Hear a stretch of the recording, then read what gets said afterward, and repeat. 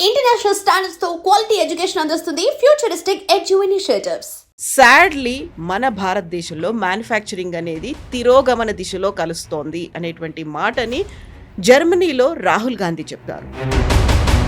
భారతదేశాన్ని ఓడించడానికి మన దేశంలో ఉన్న ప్రజలే కొంతమంది దీనికి సహాయం చేస్తున్నారు. మన జీడిపి చైనా జీడిపి 1990లో సేమ్ ఉండే. ఇప్పుడు చూడండి ఎక్కడున్నారు చైనా, ఎక్కడున్నాం మనం. అన్నిటికంటే ఎక్కువ మనం ఎక్స్పోర్ట్ చేసిన దాంట్లో ఇంజనీరింగ్ గుడ్స్. ఆలోచించండి, ఇంజనీరింగ్ గుడ్స్ అంటే మ్యానుఫ్యాక్చరింగే కాదా. బట్ రాహుల్ గాంధీ గారు ఏమంటున్నారు, మన మ్యానుఫ్యాక్చరింగ్ పడిపోయింది. యాపిల్ లాంటి ఒక్క కంపెనీనే $22 బిలియన్ ఫోన్లు భారతదేశంలో తయారు చేశారు, యూనిట్స్. రాహుల్ గాంధీ గారు మ్యానుఫ్యాక్చరింగ్ పడిపోయిందండి. మోదీ గారిని తిట్టాలని తిట్టేసుకుని నాకు ప్రాబ్లం ఏం లేదు, కానీ దేశంలో తిట్టక. నమస్తే, నేను Kavitha. Welcome to I Dream News and నిజాలు. ఏ దేశానికైనా మ్యానుఫ్యాక్చరింగ్ అనేది ఒక బ్యాక్ బోన్ లాంటిది. కాకుంటే సాడ్లీ మన భారతదేశంలో మ్యానుఫ్యాక్చరింగ్ అనేది తిరోగమన దిశలో కలుస్తోంది అనేటువంటి మాటని జర్మనీలో రాహుల్ గాంధీ చెప్పారు. దీంతో పాటుగా ఇంకొక న్యూస్, గత 3 ఏళ్లతో పోలిస్తే అమెరికాకి టారిఫ్లు ఉన్నప్పటికి కూడా నవంబర్లో విపరీతంగా ఎగుమతులు అనేవి జరిగాయని, ఈ రెండు విభిన్నమైనటువంటి వార్తలుగా చూడాలా.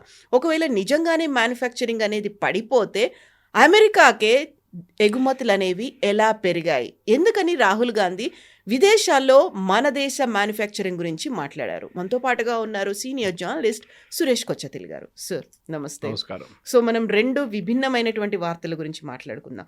మ్యానుఫ్యాక్చరింగ్ పడిపోయింది అనుకున్నప్పుడు యుఎస్కి ఎగుమతులు పెరిగాయి, అది కూడా 3 ఏళ్లలో లేనంతగా. టారిఫ్లు ఉన్నప్పటికి కూడా ఒక నవంబర్లోనే కల్పించాయన్నది. ఈ రెండింటిని క్లబ్ చేసి చూడాలా, విడివిడిగా చూడాలంటారా? మ్యానుఫ్యాక్చరింగ్ అనేది ఒక దేశంలోనున్న ఇండస్ట్రియల్ది అన్నిటికంటే బెడ్ రాక్ అంట, మన ఫౌండేషన్, పునాది. దాని మీద అన్నీ ఉంటుంది. మీరు వాల్యూ ఎడిషన్ అంతా దానిపైన చేసుకుంటూ వెళ్తారు. చైనా ఇవాళ నంబర్ 1 పొజిషన్లో మ్యానుఫ్యాక్చరింగ్ ఉండడానికి కారణం వాళ్ళ మ్యానుఫ్యాక్చరింగ్ మీద ఉన్న స్ట్రెస్ వాళ్ళు ఒక 20 సంవత్సరాల ముందు నుంచి పెట్టడం మొదలుపెట్టారు. అప్పుడు మన చైనా మీద నవ్వుతుండే, 6 నెలలు పనిచేస్తుందో లేదో అని చెప్పేసి చైనా ప్రోడక్ట్స్ గురించి. ఇప్పుడు చైనా వాళ్ళ ఓన్ కార్స్ తయారు చేస్తున్నారు, ఈవీలు. They're EV champions of the world. యూరోప్కి అమ్ముతున్నారు, యూఎస్కి అమ్ముతున్నారు. యూరోప్కి అమ్మాలంటే ఇక స్టాండర్డ్, సేఫ్టీ స్టాండర్డ్ చాలా హై ఉండాల్సిందే. సేమ్ విత్ యూఎస్ కూడా. అంటే వాళ్ళు ఆ లెవెల్ దాకా వచ్చేసారనమాట. ఇప్పుడు ట్రంప్ ఏమో మేక్ అమెరికా గ్రేట్ అగైన్, మేము మళ్ళీ అమెరికాని అమెరికాని మ్యానుఫ్యాక్చరింగ్ హబ్గా చేయబోతున్నామని చెప్తున్నారు. కానీ ఎక్సెప్ట్ ఫర్ చిప్స్, మిగతా ఏ దాంట్లో వాళ్ళు నంబర్ 1 పొజిషన్కి వెళ్ళలేకపోతున్నారు. చిప్స్ అనగానే మన హై అండ్ వాల్యూ నివిడియా లాంటి చిప్స్ వాళ్ళది. ఇక్కడ ప్రాబ్లం ఎక్కడ వస్తుందంటే, రాహుల్ గాంధీ గారి స్టేట్మెంట్లో ఆయన భారతదేశం నుంచి బయటికి వెళ్ళినప్పుడు ఎప్పుడైనా స్టాన్ఫర్డ్ కానీ, ఆక్స్ఫర్డ్ కానీ, కేంబ్రిడ్జ్ కానీ ఎక్కడ వెళ్ళినా భారత్కు వ్యతిరేకంగా మాట్లాడతారు. భారతదేశంలో డెమోక్రసీ లేదు, భారతదేశంలో ఎలక్షన్ ప్రాసెస్ కాంప్రమైజ్ అయింది, మోదీ గారు వాళ్ళ ఫ్రెండ్స్ అంబానీ, అదానీ కోసం మొత్తం దేశం అంతా అమ్మేశారు, ఇట్లాంటి చాలా ఆరోపణలు చేసుకుంటూ వెళ్తారు. దాంతో ఏమవుతుందంటే బయట ఉన్న వాళ్ళు మన మీద నవ్వుతున్నారు. ఇప్పుడు మీ దేశాన్ని ఓడించడానికి పాకిస్తాన్ అక్కర్లేదు, మీ దేశంలో ఉన్న ఆపోజిషన్ లీడర్ సరిపోతారని. ఇది మనం దురంధర్ సినిమాలో ఒక డైలాగ్ చూసాం. అజిత్ దోవల్ క్యారెక్టర్ మాధవన్ ప్లే చేస్తుందని చెప్తారు, భారతదేశాన్ని ఓడించడానికి మన దేశంలో ఉన్న ప్రజలే కొంతమంది దీనికి సహాయం చేస్తున్నారు, పాకిస్తాన్ నంబర్ 2 పొజిషన్లో వస్తున్నారు. అదే సంగతి ఇది కూడా. మనకు పాకిస్తాన్ అక్కర్లేదు, రాహుల్ గాంధీ చూసుకుంటున్నాడు అన్నమాట. ఎందుకంటే మనం చూసాం ఆపరేషన్ సింధూర్ జరగంగానే మన ఆర్మ్ ఫోర్సెస్ని సపోర్ట్ చేయకుండా మనం ఓడిపోయాము. మన ఎన్ని జట్లు పోయినాయి, పాకిస్తాన్ ఎన్ని పోయినాయి అడగట్లేదు, పాకిస్తాన్ ఎన్ని ఎయిర్ ఫోర్స్ బేసెస్ పోయినాయి అడగట్లేదు. మన అరుణాచల్ పైపు ఏమో చైనా సోల్జర్స్ మన సోల్జర్స్ని విపరీతంగా కొట్టారని చెప్పారు. ఆ కేసు సుప్రీంకోర్టుకి వెళ్ళింది. సుప్రీంకోర్టు ఆయన దగ్గర అడిగారు, మీకు ఎట్లా తెలుసు, మీరు అక్కడికి వెళ్ళారా, యూ బెటర్ అపాలజైజ్ అని చెప్పారు. అది కాకుండా మోదీ గారు వ్యతిరేకంగా ఇప్పుడు కాదు కవిత గారు, చాలా సంవత్సరాల నుంచి మోదీ గారు 2002 రైట్స్ నుంచే, గుజరాత్ రైట్ నుంచి ఆయన మీద ఆరోపణలు పెట్టి మొదలుపెట్టారు వీళ్ళు. అప్పుడు సోనియా గాంధీ మౌత్ కా సౌదాగర్ అని చెప్పి ఒక టర్మ్ కాయిన్ చేసింది. అది మోదీ గారికి చాలా పనికొచ్చింది 2014 ఎలక్షన్స్లో. ఎందుకంటే ఒక సోనియా గాంధీ ఇచ్చిన స్టేట్మెంటే మోదీ గారికి సింపతిలాగా మారిపోయింది అది. దాని తర్వాత రాహుల్ గాంధీ గారు రఫేల్ వచ్చినప్పుడు చౌకీదార్ చోర్ హే అనే ఒక స్టేట్మెంట్ తీసుకొచ్చారు. దాన్ని కూడా కేసు ఫైల్ చేస్తే లాస్ట్ సుప్రీంకోర్టుకి వెళ్ళి సుప్రీంకోర్టులో అపాలజీ చేయాల్సి వచ్చింది రాహుల్ గాంధీకి. ఆలోచించండి, ఎన్నిసార్లు మీరు పట్టుబడతారు, ఎన్నిసార్లు అపాలజైజ్ చేస్తున్నారు, తప్పైందని చెప్తున్నారు. మీరు మాట్లాడే ముందు ఒక రెఫరెన్స్ డాక్యుమెంటో, ఒక కాగితమో మీ చేతిలో ఉండాలి. ఏంటి ఇండియాది మ్యానుఫ్యాక్చరింగ్ సెక్టర్. బిఎండబ్ల్యూకి వెళ్ళారు రాహుల్ గాంధీ, బైకులు చూసుకున్నారు, కార్లు చూసుకున్నారు అంతా. బిఎండబ్ల్యూ ఇండియాలో ప్లాంట్ ఉంది వాళ్ళకి 2007 నుంచి 12 మోడల్స్ తయారు చేస్తున్నారు భారతదేశంలో. లాస్ట్ 4 సంవత్సరాల్లో 2020 దాకా, నాకు దాని తర్వాత ఫిగర్స్ నా దగ్గర లేదు, కానీ ఆ టైంలోనే ఆల్మోస్ట్ 90,000 కార్లు అమ్మారు వాళ్ళు, 90,000 కార్స్. అండ్ బిఎండబ్ల్యూ అనేది doesn't come cheap, it's one of the most expensive cars ఇప్పుడు. సో అట్లాంటి పొజిషన్లో ఇప్పుడు ఏమంటున్నారు, బిఎండబ్ల్యూకి వెళ్తున్నారు, ఆ భారతదేశంలో మ్యానుఫ్యాక్చరింగ్ కదంటే బిఎండబ్ల్యూ కూడా ఏం చేయట్లేదని, తయారు చేయట్లేదని ఒక మీ ఆరోపణ. మనకు తెలిసింది మన దేశంలో మీరు చెప్పినట్టు లాస్ట్ నవంబర్లో ఎక్స్పోర్ట్స్, ఎస్పెషలీ యునైటెడ్ స్టేట్స్కి ఉన్న ఎక్స్పోర్ట్, నెంబర్ 1 ఇస్ యూఎస్ మన దాంట్లో నవంబర్లో, number 2 is China, and number 2 is UAE, number 3 is China. ఆలోచించండి, యూఎస్కి మనం ఎగుమతి చేస్తున్న దాంట్లో, మన ఎక్స్పోర్ట్ దాంట్లో first number 1 is machinery. Machinery ఎవరు తయారు చేస్తారండి? ఇక్కడున్న ఎంఎస్ఎంఈలు తయారు చేస్తారు, ఇక్కడున్న లార్జ్ స్కేల్ ఇండస్ట్రీస్ తయారు చేస్తారు, వాళ్ళు చేసిందే ఎక్స్పోర్ట్ చేస్తాం మనం. చైనాని తీసుకొచ్చి ఇక్కడ రబ్బర్ స్టాంప్ మార్చేసి ఇంకో స్టాంప్ పెట్టి పంపించట్లేదు మనం ఇక్కడి నుంచి. మన దేశంలో ఉన్న ఎక్స్పోర్ట్స్ అది ఇక్కడ తయారైంది. అంటే రాహుల్ గాంధీ గారు ఏమంటున్నారు ఇప్పుడు, భారతదేశం తయారు చేయట్లేదు అంటున్నారు. He wants to pull down Modiji, no problem, నేను చేయనియండి, ఆయనకు అన్నీ he can do whatever he wants. Modi garu ఏం భాషలో కావాలంటే తిట్టచ్చు, కానీ మీరు దేశాన్ని తిట్టకూడదు. దేశం గురించి ఉన్న కాన్ఫిడెన్స్, ఇక్కడున్న ఇండస్ట్రీ, ఇవాళ పొద్దున చూశాను నేను, ఎకనామిక్ టైమ్స్ కానీ మిగతా న్యూస్ పేపర్స్లో వచ్చిన రిపోర్ట్స్ అన్నీ చూస్తే ఇదే ఉంది, manufacturing is on the high చెప్తున్నారు.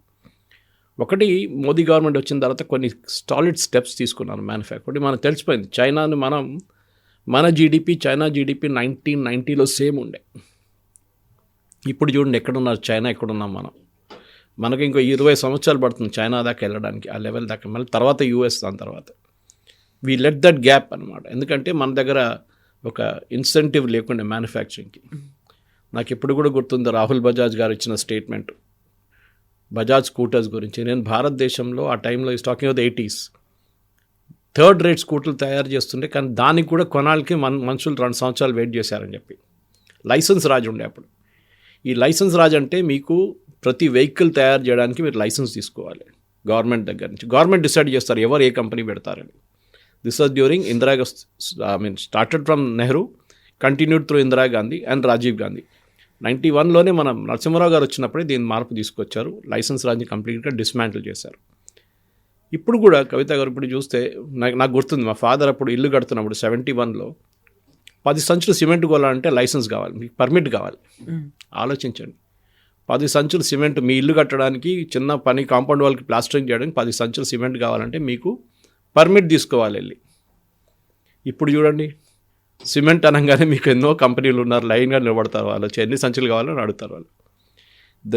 మార్పు అక్కడ చాలా ఇంపార్టెంట్ ఉండే. ఇప్పుడు రాహుల్ గాంధీ గారు అడగాల్సింది ఏంటంటే, వాళ్ళ గ్రేట్ గ్రాండ్ మదర్ టైంలో అప్పుడున్న లైసెన్స్ రాజ్ ఎవరు తీసుకొచ్చారు, చైనాని ముందుకెళ్ళడానికి ఎవరు హెల్ప్ చేశారు, చాలా మట్టుకు it is the Congress regime, దాంట్లో డౌట్ లేదు. నరసింహారావు గారు పాపం చాలా ట్రై చేశారు, కానీ ఆయనకు కూడా ఒక లిమిట్ ఉండే. ఎందుకంటే డెత్ స్టార్ట్ అంటారు, ఇప్పుడు మనం పరిగెత్తున్న మనిషి ఇంకా కొంచెం స్పీడ్లో పరిగెత్తవచ్చు, కానీ 0 నుంచి స్టార్ట్ చేసిన మనిషికి పరిగెత్తాలంటే టైం పడుతుంది పికప్ చేయడానికి. అది 2004 తర్వాత 2014కి వచ్చేదాకా మనం మార్పులు చూసాం.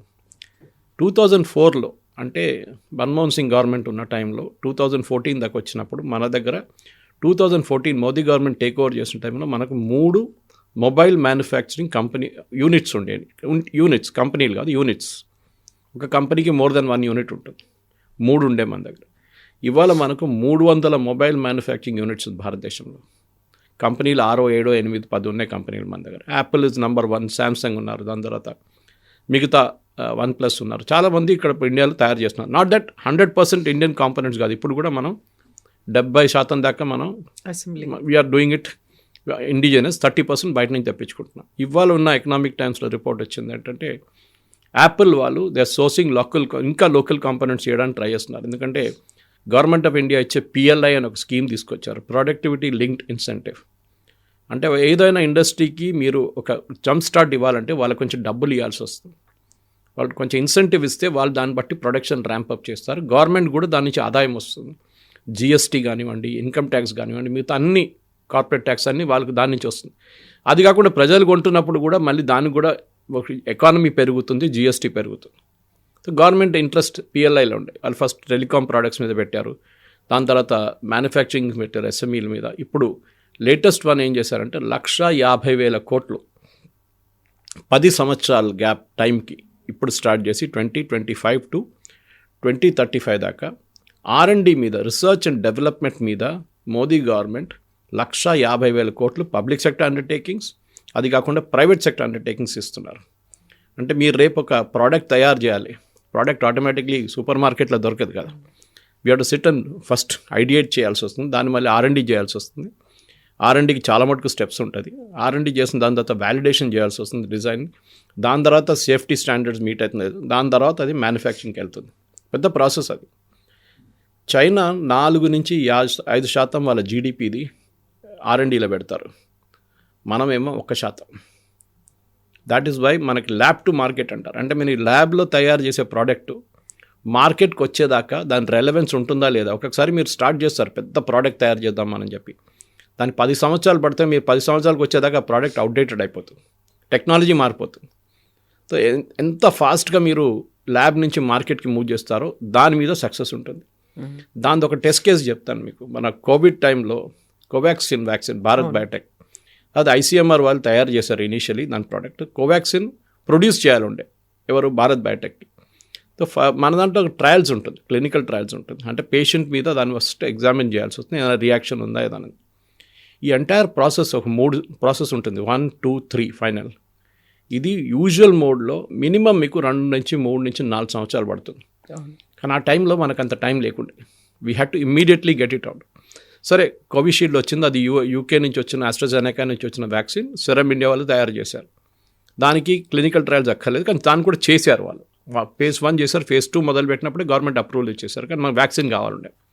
కోవాక్సిన్ స్టేట్కి వచ్చినప్పుడు కొంచెం లేట్గా స్టార్ట్ చేశారు వాళ్ళు, ఎందుకంటే ICMR నుంచి ప్రోడక్ట్ వచ్చిన తర్వాత చేశారు. అక్కడ కూడా గవర్నమెంట్ ఏం చెప్పారంటే, while you're doing phase 1 part 1 do phase 2 also immediately. దాని వ్యతిరేకంగా కాంగ్రెస్ వాళ్ళు కొంతమంది కోర్టుకు వెళ్ళారు, కొంతమంది గవర్నమెంట్ మీద ఆరోపణలు చేశారు, మీరు షార్ట్ కట్ చేస్తున్నారు, సేఫ్టీగా పేషెంట్లతో ఆడుకుంటున్నారు, ల్యాబ్ ర్యాట్స్ అయ్యారా వీళ్ళందరూ అని. So lab to market Covaxin 2-3 నెలలు వచ్చేసింది మార్కెట్లో. అంత స్పీడప్ చేయాలంటే గవర్నమెంట్ ఇన్వాల్వ్మెంట్ ఉండాలి. సరే ఎస్పెషలీ ఫార్మా ప్రొడక్ట్స్లో రిస్క్ ఎక్కువ. మనం ఏదో కార్ తయారు చేస్తున్నట్టు ఇంకో పాయింట్ అది, దట్ క్యాన్ వెయిట్. ఒక కార్ ఇప్పుడు ఇవాళ కాకపోతే 2 సంవత్సరాల తర్వాత తయారు చేసి కూడా ప్రాబ్లం లేదు. That has to meet the safety standards, efficiency standards, BS norms meet చేయాల్సి వస్తుంది, ఇదంతా ఉంటుంది దాంట్లో. కానీ it's not a life threatening one. అదే టైంలో ఫార్మా ప్రొడక్ట్స్లో సో మన మ్యానుఫ్యాక్చరింగ్ సెక్టర్కి ఇప్పుడు ఒక ఇంపెటస్ ఇవ్వాలంటే, ఒక గ్రోత్ ఇవ్వాలంటే డెఫినెట్గా PLI స్కీమ్ చాలా మటుకు పనికొచ్చింది. నేను మీకు ఎగ్జాంపుల్స్ ఇస్తాను కవిత గారు కొంచెం, ఎందుకంటే ఎప్పుడు డేటా మాట్లాడుతున్నాం, డేటానే మాట్లాడాలి. ఇప్పుడు మనం మాట్లాడాం యూఎస్కు ఉన్న ఎక్స్పోర్ట్స్ గురించి, and I'm coating from the document yesterday. మనకి నవంబర్లో ట్రంప్ ఆగస్ట్లో టారిఫ్ పెట్టారు, జూలై ఆగస్ట్లో. దాని తర్వాత మన ఎక్స్పోర్ట్స్ పడిపోయింది కొన్ని అక్టోబర్లో. ఆగస్ట్, సెప్టెంబర్, అక్టోబర్ తక్కువ కాదు, కానీ అక్టోబర్కి వచ్చేదాకా నెగిటివ్కి వచ్చేసింది. So year on year comparison చేస్తారు ఇప్పుడు, అంటే ఈ నవంబర్ టు లాస్ట్ నవంబర్ 2024 నవంబర్లో 2025 నవంబర్కి ఫిగర్ డిఫరెన్స్ ఎంత ఉంది. ఇప్పుడు చూస్తే టాప్ 3 ఎక్స్పోర్ట్లో US ఇస్ నెంబర్ 1 మనకి నవంబర్లో. ఎంత ఎక్స్పోర్ట్ చేసాం మనం? మనం ఎక్స్పోర్ట్ చేసిందేమో 22.6% గ్రోత్ ఉండే మనకి. దాంట్లో అన్నిటికంటే ఎక్కువ, ఓకే, అన్నిటికంటే ఎక్కువ మనం ఎక్స్పోర్ట్ చేసిన దాంట్లో ఇంజనీరింగ్ గుడ్స్. ఆలోచించండి, ఇంజనీరింగ్ గుడ్స్ అంటే మ్యానుఫ్యాక్చరింగే కాదా? బట్ రాహుల్ గాంధీ గారు ఏమంటున్నారు, మన మ్యానుఫ్యాక్చరింగ్ పడిపోయింది, మన మ్యానుఫ్యాక్చరింగ్ బాగాలేదు. ఆయనకి నంబర్ ఏం లేవు, జనరల్ స్టేట్మెంట్, ఒక గ్యాన్ ఇచ్చేస్తున్నాను అనమాట. సో మన ఎక్స్పోర్ట్ బిల్లింగ్ మనం చూస్తుందంటే టాప్ 3 ఎక్స్పోర్టర్స్ యూఐ ఏం తయారు చేయదండి. UAE doesn't make anything. వాళ్ళు ట్రేడింగ్ పోస్ట్ వాళ్ళు, మనం అక్కడి నుంచి పంపిస్తాం, వాళ్ళు అక్కడి నుంచి ఇంకా అమ్ముకుంటారు. గోల్డ్ అక్కడి నుంచి వస్తుంది, సౌత్ ఆఫ్రికా నుంచి, వాళ్ళ డిస్ట్రిబ్యూషన్ పాయింట్ యూఐ. సో వాళ్ళ దగ్గర ఆయిల్ లేదు, సో వాళ్ళు ట్రేడింగ్ పోస్ట్ అనమాట యూఐ. మనకి నంబర్ 1 కంట్రీ ఇప్పుడు దాకా మన ఎక్స్పోర్ట్స్లో నెదర్లాండ్స్ ఉండే టిల్ అక్టోబర్. నవంబర్కి వచ్చేదాకా చైనా వచ్చేసారు. ఆలోచించండి, చైనా ఎక్కడ ఉండే ముందు? చైనా మన రాడర్లోనే లేకుండే. మనకు ఎప్పుడు చైనా నుంచి ఎక్కువ ఇంపోర్ట్ తెచ్చుకుంటాం, ఎక్స్పోర్ట్ మనకు తక్కువ ఉండే. ఫస్ట్ టైం మన ఎక్స్పోర్ట్స్ ఎక్కువైంది. Of course we're not reach that level at, కానీ మీరు చూస్తున్న దానికి ఏంటంటే ఇంపోర్ట్స్ పడిపోయింది. Imports of decrease by 2%. అది ఇంకొక మంచి ఇమేజ్ మనది, ఎందుకంటే మనం చాలా మటుకు ఆయిల్ రష్యా దగ్గర నుంచి కొంటున్నప్పుడు అది తగ్గించేసాం ఇప్పుడు. సో ఈ ఓవరాల్ పిక్చర్ మీరు రాహుల్ గాంధీ చెప్పే దాని ప్రకారం చూస్తే మనం ఇక్కడ అన్ని నెగటివ్లో ఉండాలండి. నెగటివ్లో లేదు కదా, అంత పాజిటివ్. అది కూడా టారిఫ్ పెట్టిన తర్వాత 50% టారిఫ్లు పెట్టిన తర్వాత కూడా engineering goods are still selling in US అనమాట.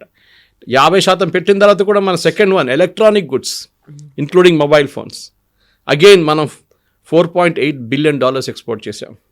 ఇంజనీరింగ్ గుడ్స్ ఏమో $11 billion. And last but not the least third position, not last కాదు, 50 ప్రోడక్ట్స్ ఉంటుంది కానీ ఫస్ట్ టాప్ 3 ప్రోడక్ట్స్ తీసుకుంటే engineering goods, electronic goods, third one petroleum. మన దగ్గర ఒక oil wells తక్కువ ఉంది. మన దగ్గర ఒక బాంబే హై ఉంది, గోదావరి వైపు ఉంది. We're not a major oil producing country, but మనం $3.9 బిలియన్ ఆయిల్ అమ్మాం. మనం అంటే ఏం చేస్తున్నాం, రష్యా దగ్గర తెప్పించుకొని మన దగ్గర జామ్నగర్లో ప్రాసెస్ చేసుకొని దాన్ని యూఎస్కి అమ్ముతున్నాం, యూకేకి అమ్ముతున్నాం, ఈవెన్ యూక్రెయిన్కి అమ్మాం మనం. So that is our business. దాన్ని చాలా మటుకు యూఎస్ ఆపడానికి ట్రై చేశారు, దానికే టారిఫ్ పెట్టారు మన మీద. Anyway will come to the figures నా, చాలా ఇంపార్టెంట్. ఎందుకంటే మన ఫిగర్ గురించి మాట్లాడితే దీంట్లో కొంచెం లాజికల్ ఇది ఉంటుంది. ఈ మ్యానుఫ్యాక్చరింగ్లో ఎప్పుడు మనం కొన్ని ఇండస్ట్రీ బాడీస్ ఉంటుంది, ఐబీఎఫ్ అని చెప్పి ఇండస్ట్రీ బాడీ ఒకటి ఉంది. వాళ్ళు ట్రాక్ చేస్తారు ఇండియాది మ్యానుఫ్యాక్చరింగ్ ఎట్లా పోతుంది, ఎట్లా నడుస్తుంది అని చెప్పేసి. So let us now look at the thing.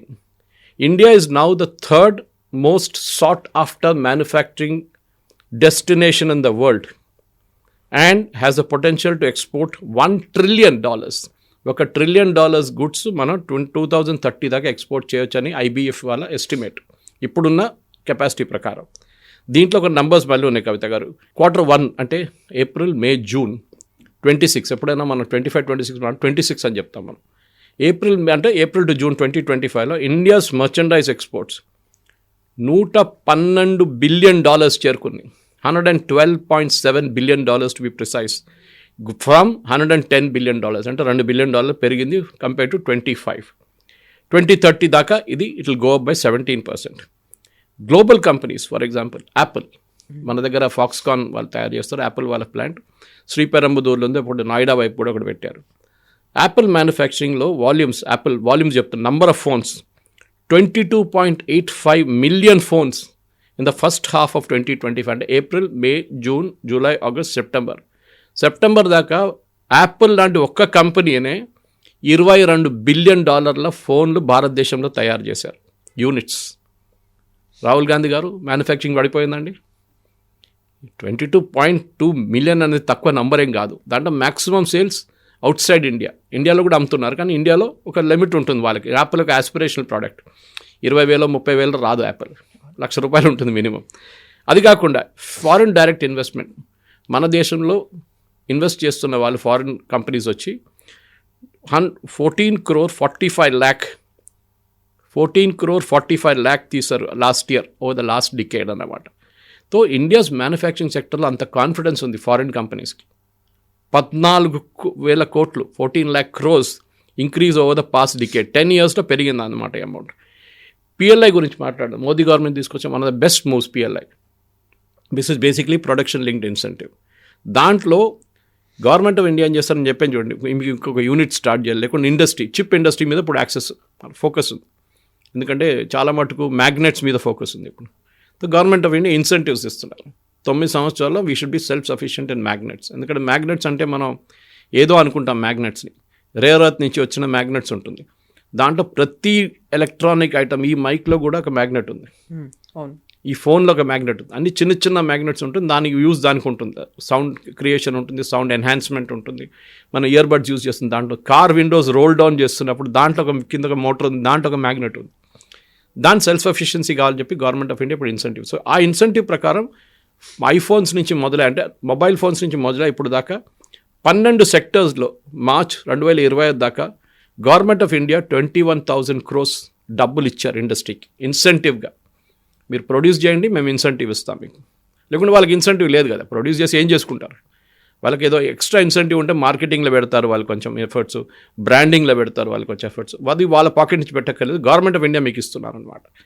అది కాకుండా చూస్తే ఇప్పుడు చాలా మటుకు స్టేట్స్ పాలసీ సపోర్ట్గా, తెలంగాణ చూడండి, మన దగ్గర ఉన్న డిఫెన్స్ కారిడోర్ కవిత గారు, ఇక్కడ నుంచి మన అడిబట్ల వైపు వెళ్తే రఫేల్ షెల్ ఇక్కడ తయారు చేస్తున్నారు, Rafale aircraft shell. Boeing wings, Tata Boeing తయారు చేస్తున్నారు. కళ్యాణి వాళ్ళు డిఫెన్స్ ఎక్విప్మెంట్ తయారు చేస్తున్నారు. స్కైరూట్ టెక్నాలజీ రాకెట్లు తయారు చేస్తున్నారు. ఎగ్జాక్ట్లీ. మ్యానుఫ్యాక్చరింగ్ సెక్టర్ లేదండి ఇండియాలో, పడిపోయిందా? నంబర్స్ సహా చెప్పాను నేను. సో ఈ రాహుల్ గాంధీ గారు బయటికి వెళ్తున్నప్పుడు, ఫారిన్ కంట్రీస్కి వెళ్తున్నప్పుడు ఆయన ఒక మాట గుర్తుపెట్టుకోవాలి. They are not fools. వాళ్ళకు కూడా తెలుసు మన నంబర్లు ఏంటనేది. అక్కడున్న సీఈఓస్కి తెలుసు మన నంబర్లు ఏంటుంది. స్పెషల్లీ BMW దగ్గర వెళ్ళి వాళ్ళకి తెలుసు. ఎందుకంటే వాళ్ళు కార్ మ్యానుఫ్యాక్చరింగ్ ఇండియాలో ట్రాక్ చేస్తూనే ఉన్నారు వాళ్ళు కంటిన్యూస్గా. వాళ్ళకి తెలుసు ఎన్ని కార్లు అమ్ముతున్నారు ఇండియాలో, ఎన్ని కార్లు అమ్మడబోతున్నాయి. ఇప్పుడు నా again the production is being increase for all car companies. ఎందుకు? డిమాండ్ ఉందంట అంత. సో BMW దగ్గర వెళ్ళి బాగాలేదు, BMW బైక్లు అమ్ముతారు ఇండియాలో, అప్పుడు అది కూడా ఇండియాలో ప్రొడక్షన్ లేదంటే you are fooling yourself. వాళ్ళ ముందు you are becoming an objective of joke. Parliament session నడుస్తున్నప్పుడు సరే మోదీ గారు కూడా అబ్రాడ్ వెళ్ళారంటే, మోదీ గారు ప్రధానమంత్రిగా ఉన్నప్పుడు ఒక ప్లాన్ ఫైనలైజ్ చేస్తారు. అది 6 నెలలు ఒకసారి, ఒక సంవత్సరం ముందే ప్లాన్ ఫైనలైజ్ చేస్తారు. అక్కడున్న ప్రెసిడెంట్ వాళ్ళ స్కెడ్యూల్ బట్టి, అక్కడున్న ప్రైమ్ మినిస్టర్ వాళ్ళ స్కెడ్యూల్ చూసుకొని మనం ప్లాన్ చేసుకుంటాం. ఒక్కొక్కసారి నడిమిట్లో అన్ఫార్చునేట్లీ పార్లమెంట్ సెషన్ నడిమిట్లో వస్తుంది. అది పార్లమెంట్ సెషన్ ప్లాన్డ్ కాదు కదా. సో అట్లాంటి పరిస్థితుల్లో మనం మోదీ గవర్నమెంట్ ఏం చేస్తారంటే, అప్పుడు మోదీ గారు వెళ్ళాల్సి వచ్చింది, వెళ్ళారు. ఇప్పుడు ఎందుకు ఇథియోపియాకి వెళ్ళారంటే దాని మీద ఒక పెద్ద స్ట్రాటజీ ఉంది. జార్డన్తో పెద్ద టైఅప్ పెట్టుకున్నాం, ఇండస్ట్రియల్ టైఅప్. ఇప్పుడు ఇథియోపియాతో మనం ఒక ల్యాండ్ లాక్ కంట్రీ. ఇథియోపియా, కవిత గారు, is the oldest civilisation in the world, even before Christianity. Only country in Africa colonise చేయలేదు ఎవరు. ఫ్రెంచ్ వాళ్ళు యూజువలీ మొత్తం ఆఫ్రికా కాలనైజ్ చేశారు, మన దగ్గర బ్రిటిష్ వాళ్ళు చేశారు. ఇథియోపియాని వాళ్ళ దగ్గర చేయలేదు. ఇప్పుడు ఒక ప్రెసిడెన్షియల్ విజిట్ కానీ, ఒక ప్రైమ్ మినిస్టరియల్ విజిట్, ఏ కంట్రీ అయినా కానీ, వాళ్ళు ఆ కంట్రీ ప్రోడక్ట్లు, ఆ కంట్రీ దగ్గర ఉన్న అడ్వాంటేజ్ అమ్మడానికి ట్రై చేస్తారు. ఇప్పుడు ట్రంప్ ఇండియాకి వచ్చినప్పుడు వస్తే వాళ్ళు ఫస్ట్ ఏం చేస్తారంటే వాళ్ళ డిఫెన్స్ ప్రోడక్ట్స్ అమ్మడానికి ట్రై చేస్తారు. ఇప్పుడు సౌదీ అరేబియా వస్తే వాళ్ళ వైపు నుంచి ఆయిల్ ఇన్వెస్ట్మెంట్ ట్రై చేస్తారు, వాళ్ళ వైపు నుంచి ఎడ్యుకేషనల్ ఇన్స్టిట్యూషన్స్ పెట్టుకుంటున్నారు. వాళ్ళు మన వైపు నుంచి IIT బ్రాంచెస్ అక్కడ స్టార్ట్ చేయవచ్చు అని అడుగుతారు. UAEలో ఆఫ్ కోర్స్ ఉంది ఒకటి. షార్జా లాంటి ప్లేస్లో ఫర్ ఎగ్జాంపుల్ ఎడ్యుకేషన్ చాలా బిగ్ బిజినెస్, చాలా పెద్ద బిజినెస్ అయిపోయింది అక్కడ. అట్లాంటి ప్రతి దేశం వాళ్ళ అడ్వాంటేజ్ని అమ్మడానికి ట్రై చేస్తారు వాళ్ళు. మోదీ గారు ఇక్కడి నుంచి వెళ్ళినప్పుడు న్యాచురల్లీ మన దగ్గర ఉన్న ప్రోడక్ట్స్ అక్కడ అమ్మడానికి ట్రై చేస్తారు, అక్కడి నుంచి ఇక్కడికి వచ్చే ప్రోడక్ట్ ట్రై చేస్తారు. ఒమాన్కి ఎందుకు వెళ్ళారు అడుగుతున్నారు. Oman again is a very close, భారతదేశం అన్నిటికంటే closest Gulf countries Oman shakes అంతా వాళ్ళందరూ భారతదేశంలో చదివారు, వాళ్ళని ఎమీర్లు వాళ్ళు. సో వాళ్ళకి ఒక ప్రాక్సిమిటీ ఉంది మన దగ్గర. సో అది మనం అడ్వాంటేజ్ తీసుకుంటాం. వాళ్ళ దగ్గర నుంచి కూడా మన ప్రోడక్ట్స్ కొంటున్నాం, ఒమాన్ దగ్గర నుంచి కూడా చాలా మటుకు. అదే టైంలో మన దగ్గర ఉన్న సర్వీసెస్ ఒమాన్కి ఆఫర్ చేస్తున్నాం. ఇప్పుడు మన దగ్గర అన్నిటికంటే పెద్ద ఎక్స్పోర్ట్ డిఫెన్స్ ఎక్స్పోర్ట్స్. మన దగ్గర బ్రహ్మోస్ లాంటి మిసైల్ మనం అమ్ముతున్నాం చాలా కంట్రీస్కి. It's proven missile. ఇప్పుడు తేజస్ మనం ట్రై చేసాం, కానీ ఆఫ్టర్ ద దుబాయ్ క్రాష్ కొంచెం తగ్గింది ఇంట్రెస్ట్, కానీ ఇట్ ఇస్ స్టిల్ రన్నింగ్. ఇప్పుడు కూడా తేజస్ ఫ్లై చేస్తుంది ఏ ప్రాబ్లం లేకుండా భారతదేశంలో. సో ప్రధానమంత్రికి వెళ్ళడం దాంట్లో రీజన్ ఉంది. రాహుల్ గాంధీ గారు అదే అర్థం చేసుకోవాలి. The prime minister is going there to sell the products of this country. అక్కడి నుంచి వాళ్ళ వైపు నుంచి ఇన్వెస్ట్మెంట్ మన దేశం తీసుకురావడానికి అది కూడా ట్రై చేస్తున్నారు. So Jordan said we will do this. ఇథియోపియాలో మనం అక్కడ 80% ఆఫ్ ఇథియోపియా అగ్రికల్చర్ మీద డిపెండ్ అవుతుంది. మన దగ్గర 60 ఉంటే వాళ్ళ దగ్గర 80% మంది అగ్రికల్చర్ సెక్టర్లో ఉన్నారు. So totally depend. సో వాళ్ళ కోసం ఏం చేస్తున్నాం అంటే మనం చాలా రిమోట్ లొకేషన్స్ సోలార్ ప్రాజెక్ట్స్ పెడుతున్నాం, సోలార్ పంపులు పెడుతున్నాం. సో అగైన్ మన ఇండియన్ కంపెనీస్కి బెనిఫిట్ వస్తుంది దాని నుంచి. సో మ్యానుఫ్యాక్చరింగ్ ఎక్కడెక్కడ, ఎందుకంటే మ్యానుఫ్యాక్చరింగ్ అనేది ఒక కంట్రీది ఇండికేషన్. ఇప్పుడు ట్రంప్ అదే చెప్పారు కదా, wheel bring America, make America great again అని. ఎందుకంటే అమెరికా దగ్గర ఉన్న మ్యానుఫ్యాక్చరింగ్ ఎడ్జ్ పోయింది ఎప్పుడు. మన దగ్గర కూడా నెగ్లెక్ట్ జరిగింది చాలా మటుకు. ఈ లైసెన్స్ రాజ్ టైంలో 1 scooter 2 స్కూటర్లు, 1 ambassador car, 1 fiat car. దాని తర్వాత కదా మారుతి వచ్చింది, సుజుకి, థ్యాంక్స్ టు సుజుకి. దాని తర్వాత శాంట్రో వచ్చింది, హ్యూండాయ్ వచ్చారు. దాని తర్వాత ప్రోడక్ట్ ఇప్పుడు చూడండి ఎన్ని బ్రాండ్స్ ఉన్నాయి భారతదేశంలో. Efficiency of gone up, competition పెరిగింది, బ్రాండ్లు సైజ్ పెరిగింది, ఇదంతా జరుగుతుంది కదా మన దగ్గర. సో మెయిన్గా మనం ఏం చూసుకోవాలంటే మన మ్యానుఫ్యాక్చరింగ్ సెక్టర్ని MSME sector, micro small and medium enterprises, అక్కడే ఒక ఇష్యూస్ ఉన్నాయి, దాంట్లో డౌట్ లేదు. మన MSME సెక్టర్లో చాలా ప్రాబ్లమ్స్ ఉన్నాయి. ఒకటి వాళ్ళకి బ్యాంక్ క్రెడిట్ పెద్ద ఇష్యూ, ఇంకోటి వాళ్ళది పెండింగ్ పేమెంట్స్. అది చాలా మటుకు నిర్మలా సీతారామన్ గారు ఒక 3 బడ్జెట్స్ నుంచి చెప్పుకొస్తున్నారు. పబ్లిక్ సెక్టర్ అండర్టేకింగ్ ఎప్పుడప్పుడు MSME దగ్గర నుంచి ఆర్డర్ చేస్తారో మీరు payments with in a certain period of time చేయాల్సింది, మీకు ఇంకా దాని మీద నో ఛాన్స్ ఆఫ్ కాంప్రమైజ్ అన్నమాట. సో అట్లాంటి పరిస్థితుల్లో మన దగ్గర ఉన్న MSMEని ఎంకరేజ్ చేయాల్సింది చాలా ఇంపార్టెంట్, దాంట్లో డౌటే లేదు. మనం కూడా చేస్తున్నాం. MSME పాలసీ ఉంది, చాలా స్టేట్స్లో MSME పాలసీ నడుస్తుంది, చాలా బాగా నడుస్తుంది. కానీ దాంట్లో మనం ఇప్పుడు లా ఆఫ్ ద జంగిల్ అంటాం. ఇప్పుడు మన దగ్గర ప్రాబ్లం ఎక్కడ వస్తుంది కవిత గారు అంటే, ఒక హర్డ్ మెంటాలిటీ ఉంది మనకి. నాకు గుర్తుంది 92 అనుకోండి, ఆ టైంలో ఫ్లారికల్చర్ వాజ్ అ బిగ్ బిజినెస్. ఒక 30 కంపెనీలు హైదరాబాద్లో ఫ్లారికల్చర్లో వచ్చేసారు సడన్గా. ఒక్కడు దుంకాడు, అందరు దుంకారు దాంతోపాటు. అందరు ఫస్ట్ ఏం చేస్తారు, ప్రాజెక్ట్ మొదలయ్యే ముందే, పొలాలు తీసుకునే ముందే వాళ్ళు పబ్లిక్ ఇష్యూకి వెళ్ళిపోయారు. 10 కోట్లు 12 కోట్లు పబ్లిక్ ఇష్యూ వెళ్ళారో వాళ్ళు రాగానే పెద్ద కార్పొరేట్ ఆఫీసు, వాళ్ళ చైర్మన్ డైరెక్టర్స్ అందరికీ పెద్ద పెద్ద కార్లు. ఆ టైంలో Baleno was the biggest car. Baleno అందరు తీసుకుంటారు ఆ టైంలో. దాని తర్వాత ఒక 5-6 సంవత్సరాల తర్వాత చూస్తే ఒక్క కంపెనీ లేదు ఇప్పుడు అది ఉందో లేదో స్టాక్ ఎక్స్చేంజ్ కూడా లిస్టెడ్ ఉండదు. అది గ్రానైట్ కూడా అట్లనే జరిగింది. ఇప్పుడు 2-3 కంపెనీలు మిగిలిపోయినాయి గ్రానైట్లు అంతే. సో మన దగ్గర ఉన్న ఎంఎస్ఎంఈ సెక్టర్లో చాలా మటుకు కాపీ కొట్టకుండా ఇన్నోవేటివ్ చేస్తే చాలా బాగుంటుంది. నేను దీనికన్నా ముందు కూడా చెప్పాను, హైదరాబాద్లో ఉన్న డ్రోన్ కంపెనీస్ చూడండి, చాలా మటుకు మారుడ్ డ్రోన్స్ లాంటి అగ్రికల్చర్ సెక్టర్లో వాళ్ళు చాలా మటుకు ప్రాస్పర్ చేశారు. స్ప్రేయింగ్లో చాలా పెద్ద హెల్ప్ వాళ్ళది. వాళ్ళు స్ప్రే చేస్తున్న దాంతో క్యాన్సర్ ఇన్సిడెన్స్ తగ్గుతుంది ఫార్మర్స్లో. ఎందుకంటే వాళ్ళు పర్సనల్గా వెళ్ళి స్ప్రే చేయక్కర్లేదు. 2 ఏకర్లు ఉన్నది ఒక రోజులో ఫినిష్ చేసుకోవచ్చు వాళ్ళు స్ప్రేయింగ్. లేకుంటే వాళ్ళకి ఎన్నో రోజులు పడుతుంది. అండ్ ఫిజికల్ టచ్ ఉంటుంది చాలా మటుకు. ఆ ప్రాబ్లమ్స్ అన్నీ సార్ట్ అవుట్. డిఫెన్స్లో చూడండి, మన హైదరాబాద్లో ఉన్న కంపెనీలో డిఫెన్స్లో ఆపరేషన్ సింధూర్లో తయారు చేశారు. బిట్స్ పిలానీలో ఇద్దరు పిల్స్. మ్యానుఫ్యాక్చరింగ్ అనేది అక్కడి నుంచి రావాలి. చైనా అక్కడే సక్సీడ్ చేశారు. దట్ వాళ్ళ చిన్న చిన్న యూనిట్స్ కంబైన్ చేసి ఒక పెద్ద యూనిట్కి సప్లై చేయడం. ఇప్పుడు మన జెమ్ పోర్టల్ అనే ఒక పోర్టల్ ఉంది గవర్నమెంట్ ఆఫ్ ఇండియాది. దాంట్లో గవర్నమెంట్ ఆఫ్ ఇండియా ముందు ఎట్లా అంటే టెండర్ పెడుతుండే, అదొక పెద్ద ర్యాకెట్. అది టెండర్ వేసి 10 కంపెనీలు అప్లై చేస్తారు. దాంట్లో టాప్ 2ని సెలెక్ట్ చేస్తారు. దాంట్లో వాళ్ళతో నెగోషియేట్ చేసి ఎవరు తక్కువ రేట్లు ఇస్తారో వాళ్ళ దగ్గర వాళ్ళకి ఆర్డర్ ఇస్తారు. ఈ తక్కువ రేట్ అని చెప్పేది చాలా పెద్ద ప్రాబ్లం మన ఇండస్ట్రీలో. కాంప్రమైజ్ ఆఫ్ స్టాండర్డ్స్ వచ్చేస్తుంది అక్కడ. టెండర్లు కూడా అంతే. మీరు ఒక రోడ్ వేయడానికి బిలో ద కాస్ట్ కోడ్ చేస్తే డెఫినెట్లీ మీరు ఏదో షార్ట్ కట్ చేస్తున్నారు. దట్స్ వెరీ వెరీ ఒక ప్రైమ్ ఒక కాస్ట్ ఉంటుంది మినిమం. ఈ స్టాండర్డ్ రావాలంటే ఈ కాస్ట్ ఉంటుంది. తయారు చేయడానికి కాస్ట్ ఉంటుంది, లేకుంటే మీరు సర్వీస్ చేయడానికి కాస్ట్ ఉంటుంది, లేకుంటే ప్రొడక్షన్ చేయడానికి కాస్ట్ ఉంటుంది. దాన్ని తక్కువ ఇస్తే డెఫినెట్లీ మీరు షార్ట్ కట్ చేస్తారు. సో ఎంఎస్ఎంఈ సెక్టర్ని ఎంకరేజ్ చేస్తే పెద్ద ఇండస్ట్రీతో link already through GeM portal కానీ మిగతా ఏ పోర్టల్ కానీ, ఇప్పుడు మీ ఏ ప్రోడక్ట్ తయారు చేస్తే కూడా మీరు జెమ్ పోర్టల్ వెళ్ళి వేసుకోవచ్చు. You can post it on that. And కంపెనీలు all government undertakings have to order through GeM portal అని రూల్ పెట్టేశారు ఇప్పుడు. దట్ ఈస్ రియలీ హెల్ప్ చేస్తున్నారు అనమాట. ఆ పేమెంట్స్ ఒకటే ఇష్యూ ఉంది, బ్యాంక్ రేట్ ఒకటి ఇష్యూ ఉంది. అది మార్కెట్ యాక్సెస్ ప్రాబ్లం లేదు. ఇప్పుడు మనం ష్రింప్ చూసాం మన దగ్గర ఆంధ్ర వైపు. ఆక్వాకల్చర్లో మనం ఈ ట్రంప్ వచ్చిన తర్వాత టారిఫ్ పెట్టిన పెద్ద దెబ్బ తిన్నది రొయ్యలు. లాస్ట్ 2 months నేను చదువుతున్నాను రిపోర్ట్స్ ప్రకారం దే పిక్డ్ అప్ అగైన్.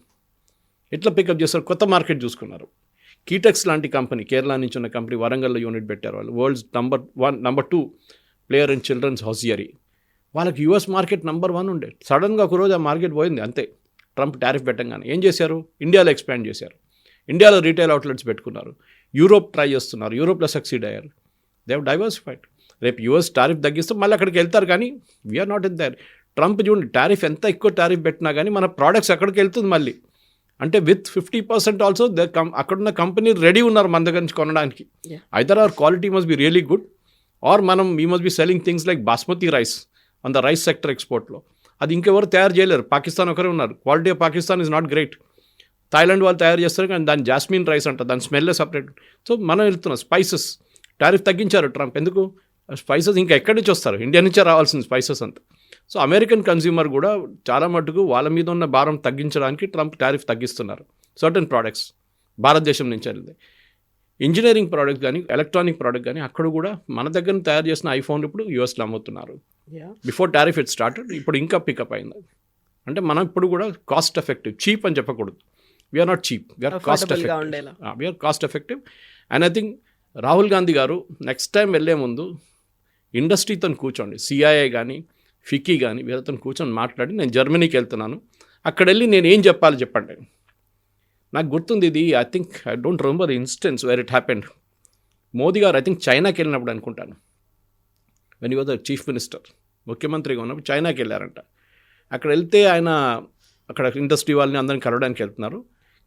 కలిసే ముందు ఐ రిమెంబర్ దిస్ ఇన్సిడెంట్. నాకు హేజీ మెమరీ ఉంది ఒకటి. మోదీ గారు అడిగారంట, అక్కడ ఉన్న ఇండియన్ అంబాసిడర్ దగ్గర అడిగారంట, నేను ఏం చెప్పాలి చెప్పండి వాళ్ళకి. అక్కడ వెళ్ళి ఇండియా తిట్టడం కాదు, నేను ఏం చెప్పాలి, మనకేం ముందు ఇప్పుడు వాళ్ళ ట్రేడ్ కమిషనర్ ఉంటారు, మన he knows everything back of the hand. వాళ్ళకి తెలుసు మన కేపబిలిటీ ఏంటి, చైనా కేపబిలిటీ ఏంటి. మోదీ గారికి బ్రీఫింగ్ ఇచ్చారంట ఒక 1/2 hour. సార్ మన ఇండస్ట్రీ ఎట్లా ఉంది, మన ఇదన్నీ టాప్ ఎక్స్పోర్ట్స్ మన కంట్రీ నుంచి, మనకు కావాల్సింది ఇది, చైనా నుంచి మన ఇది we will import these things, we're ready to do that అని చెప్పి ఒక బ్రీఫింగ్ ఇచ్చారంట. దాన్ని బట్టి మోదీ గారు మాట్లాడారంట. అక్కడ వెళ్ళి మోదీ గారు ఇండియన్ గవర్నమెంట్ తిట్టలేదు ముఖ్యమంత్రిగా ఉన్నప్పుడు కూడా.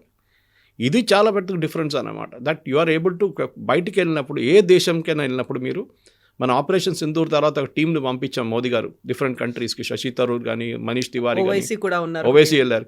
చూడండి ఎంత యాటిట్యూడ్, ఎంతో బాగా మాట్లాడారు వాళ్ళు, పాజిటివ్గా ఇండియా గురించి మాట్లాడారు అక్కడ వెళ్ళి. That is what it should be. అక్కడెళ్ళి మీ దేశం తిట్టడం ఏంటంటే అర్థం కాదు. ఇది పాకిస్తాన్ చేయాల్సిన పని మనం చేస్తున్నాం, రాహుల్ గాంధీ చేస్తున్నారు. ఇప్పుడు మనం 5 ట్రిలియన్ ఎకానమీ దిశగా వెళ్తున్నాం, దానికోసం మనం అన్ని పనులు చేస్తున్నాం. ఈవెన్ వెరీ రీసెంట్గా తెలంగాణ కూడా 2047 కల్లా 3 ట్రిలియన్ ఎకానమీ అనేది. సో మ్యానుఫ్యాక్చరింగ్ అనేది లేకుండానే, లేకుంటే పర్ క్యాపిటల్ ఇన్కమ్ పెరగకుండానే, లేకపోతే మనకున్నటువంటి జిఎస్డీలు ఇవన్నీ పెరగకుండానే మనం 3 ట్రిలియన్ ఎకానమీ 5 ట్రిలియన్ ఎకానమీ గురించి ఏం చేస్తామా? జీడిపి ఒకటి, జిఎస్డిపి ఒకటి, స్టేట్ ప్రోడక్ట్ ఒకటి, ఇంకోటి పర్ క్యాపిటల్ ఇన్కమ్. ఈ పర్ క్యాపిటల్ ఇన్కమ్ అనేది ఒక మిస్నామర్. ఇప్పుడు ఏమైపోతుందంటే మన టోటల్ రెవెన్యూ ఎంత ఉంది, టోటల్ కెపాసిటీ ఎర్నింగ్ ఉందనుకోండి, ఒక ఎక్స్ అమౌంట్. దాంట్లో అంబానీ ఉంటారు, అదానీ ఉంటారు. వాళ్ళది అన్ని పెద్ద ఇండస్ట్రీస్ కలిపి 90% వాళ్ళదే ఉంటుంది, మిగతా 10% మిగతా పాపులేషన్ ఉంటుంది. పర్చేసింగ్ పవర్ ప్యారిటీ అంటారు, పీపీపీ. ఒక దేశంలో మనకిక్కడ 1 కిలో బియ్యం కొనాలంటే మనకి ఎంత రేటు, అదే బియ్యం 1 కిలో యూఎస్లో కొనాలంటే ఎంత rate. I'm just giving one example. 1 kilo oil ఇండియాలో కొనాలంటే దాని రేట్ ఎంత ఉంటుంది, యూఎస్లో ఎంత ఉంటుంది. US will be higher naturally, వాళ్ళ ప్రొడక్షన్ కాస్ట్ అయ్యి, వాళ్ళ శాలరీస్ అయ్యి, దానికోసం జీతాలు హయ్యర్ ఉంటాయి. మన దగ్గర జీతాలు తక్కువ ఉంటుంది, ఎందుకంటే పర్చేసింగ్ పవర్ ప్యారిటీ అంతే ఉంటుంది మన దగ్గర, కొనడానికి కెపాసిటీ ఉంటుంది. మన దగ్గర ఫర్ ఎగ్జాంపుల్ కవిత గారు ఒక 50,000 రూపాయలు జీతం అనుకోండి, I'm just taking very off hand example. 50,000 జీతంలో డీసెంట్ లివింగ్ ఉంటుంది. For a guy whose earning between the age of 21 to 30, 50,000లో బతకరు. ఇంకా ఎక్కువనే ఉంటుంది, చాలామందికి 1,00,000 దాకా ఉంటుంది. అదే జీతం మీకు యూఎస్లో అయితే మీరు బతకలేరు, ఈవెన్ యూకేలో కూడా, because the cost of living is very high. Product cost high, transportation cost చాలా హై, అన్నిటికీ ఎక్కువ ఉంటుంది. సో మీరు యూ కెనాట్ లీవ్. సో దానికోసం ఏం చేస్తున్నారు, దుబాయ్ లాంటి కంట్రీస్ ఏం చేస్తున్నారంటే, మేము ట్యాక్స్ ఫ్రీ ఇన్కమ్ ఇస్తున్నాము, మీరు మా వైపు వచ్చేసేయండి, మా దగ్గర వచ్చి పనిచేయండి, ఇక్కడ ఇండస్ట్రీ సెటప్ చేయండి. So that is the incentive for people to locate. ఇప్పుడు యూఎస్ నుంచి చాలామంది, యూరోప్ నుంచి చాలామంది దుబాయ్లో పనిచేస్తున్నారు. And those are foreign companies. వాళ్ళకి ఒకటే అట్రాక్షన్ ఏంటంటే, వాళ్ళ దేశంలో 30-35%, 40% ట్యాక్స్ ఉన్నప్పుడు, మన దగ్గరేమో 15% ట్యాక్స్ ఉన్నప్పుడు, అండ్ హయ్యర్ లెవెల్లో 30% ఉన్నప్పుడు, అక్కడ వెళ్తే ఆ ట్యాక్స్ ఇన్కమ్ సేవ్ చేసుకోవచ్చు. సో డెఫినెట్గా మనం at the bottom of the pyramid అని చెప్తాం మనం. ఇప్పుడు మనం టాప్ లెవెల్ కాదు చూడాల్సింది, బాటమ్ ఆఫ్ ద పిరమిడ్లో మీరు ఎంతమంది అన్ని పావర్టీ నుంచి పైకి తీసుకొచ్చారని చెప్పి మన దగ్గర రిపోర్ట్స్ ఉన్నాయి, యూఎన్ రిపోర్ట్స్ ఉన్నాయి, చాలా మటు వరల్డ్ బ్యాంక్ రిపోర్ట్స్ ఉన్నాయి. That India has డ్రమాటిక్లీ improved number of people from under the poverty line. దాంట్లో అన్నిటికంటే పెద్దది ఏంటంటే ఫ్రీ బియ్యం ఇవ్వడం. ఆ ఫ్రీ బియ్యం ఇచ్చినప్పుడు ఏమవుతుందంటే, దానికి ఖర్చు పెట్టాల్సిన డబ్బులు ప్రజలు, ఎస్పెషల్లీ బాటమ్ లెవెల్లో ఉన్న వాళ్ళు మిగతా దానికి వాడుకుంటారు, పిల్లల ఎడ్యుకేషన్ కానివ్వండి, మిగతా దానికి. ఇది మెయిన్ అండి కవిత గారు. సో మ్యానుఫ్యాక్చరింగ్ అనేది ఇట్స్ వెరీ ఇంపార్టెంట్. కానీ రాహుల్ గాంధీ గారు నెక్స్ట్ టైం ఎక్కడైనా వెళ్ళినప్పుడు ఒకసారి ఇక్కడ ఉన్న ఇండస్ట్రీ వెటరన్స్తో మాట్లాడి, ఇండస్ట్రీ బాడీస్తో మాట్లాడితే వాళ్ళకు బ్రీఫింగ్ ఇస్తారు మీకు. దాన్ని బట్టి అక్కడ వెళ్ళి చెప్పండి, మోదీ గారిని తిట్టాలని తిట్టేసుకోండి, నాకు ప్రాబ్లం ఏం లేదు, కానీ దేశంలో తిట్టకండి, అది చాలా important. Yes sir, thank you so much. Thank you. Thank you.